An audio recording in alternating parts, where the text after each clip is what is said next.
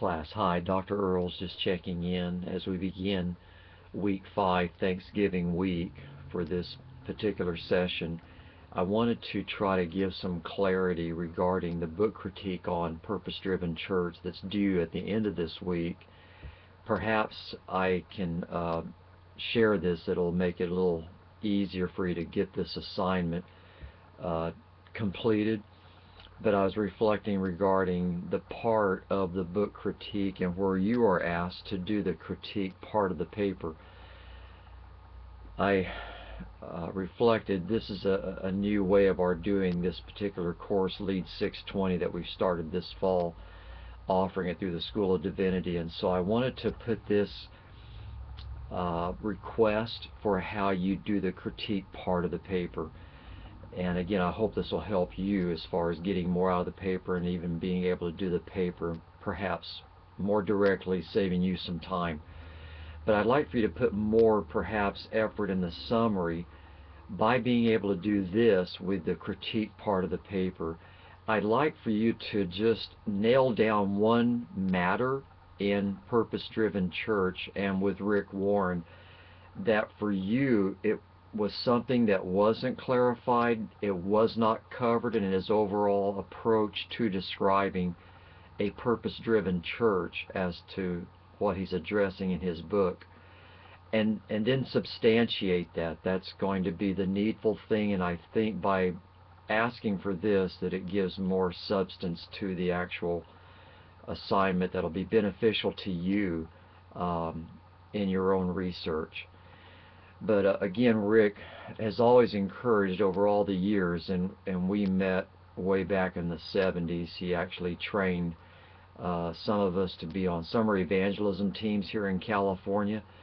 And Rick has always tried to encourage, don't copy and paste us. Extract and learn wisdom from what God's taught us with the principles that we've implemented at Saddleback. But definitely Rick's one person, and he candidly and transparently admits that. Praise God for all that he's done through Saddleback Church and Rick's leadership, and the encouragement that it gives to all of us of God's faithfulness and ability to use all of us in spite of our weaknesses.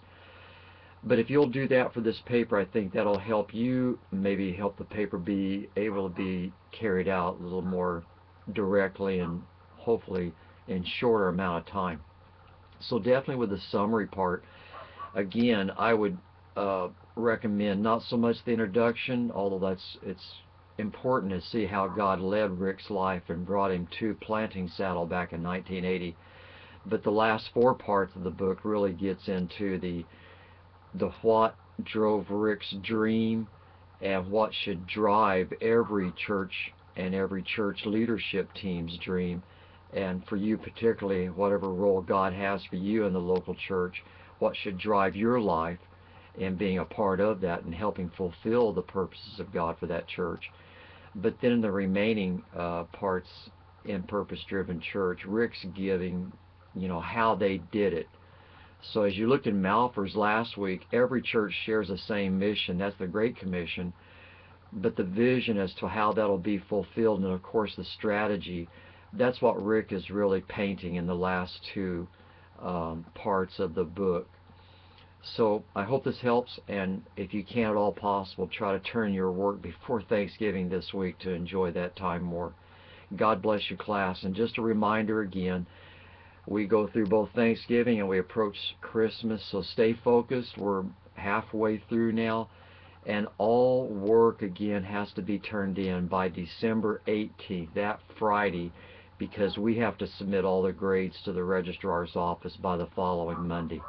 Thanks, class. God bless you and have a great Thanksgiving. Bye.